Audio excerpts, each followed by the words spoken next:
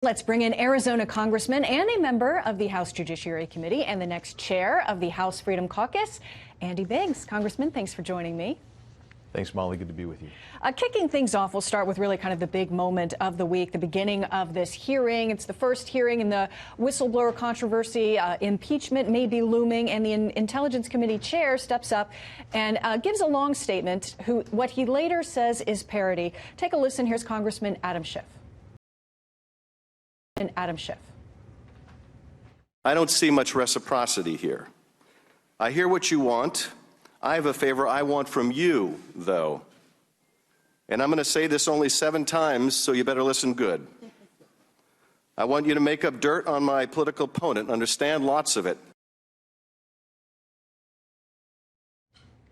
It initiated this as if he were explaining this conversation between the president and the leader in the Ukraine, Zelensky. We actually then, it of course does not match what was actually released whatsoever. You have suggested now at this point in time introducing contemning and censoring Chairman Adam Schiff for this behavior. Why do you think that's important? Well, normally I would say let's just debate this stuff out. We say things all the time that the other side disagrees with. I'm all for that.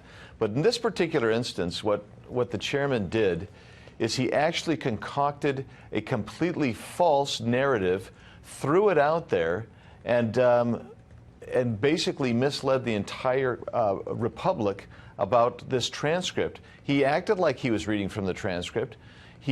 Nothing he said was factually related to the transcript.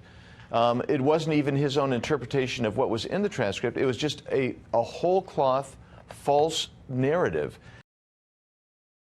And it wasn't until he was pressed on it later on that he said, oh, I just meant it as parody. Well, you know what?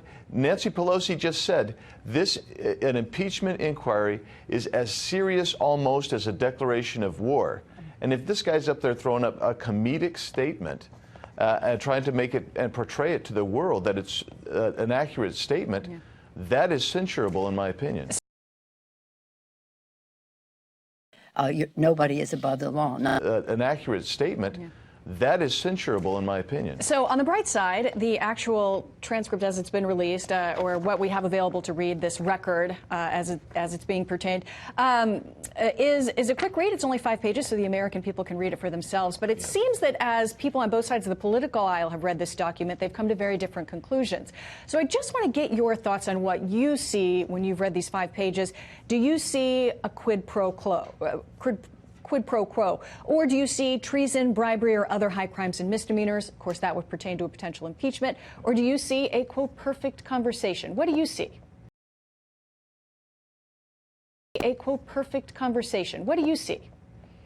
Well, I see a conversation that covers a wide variety of issues, and no, I don't see anything impeachable in here, and no, I don't see a quid pro quo.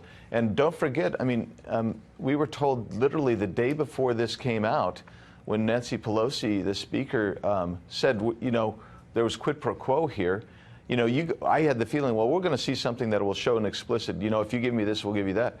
And then they came out and they said, well, it wasn't explicit, it was implicit. And then they started using the term mob boss and everything. So they've tried to reconstruct a narrative based on a transcript that doesn't underlie the accusations that they made initially. And so I look at it and I say, I mean, I didn't find anything egregious here. I mean, he's talking about everything, congrats, blah, blah, blah. And it was just a normal conversation that you would expect between the leader of our nation and the leader of the Ukraine nation.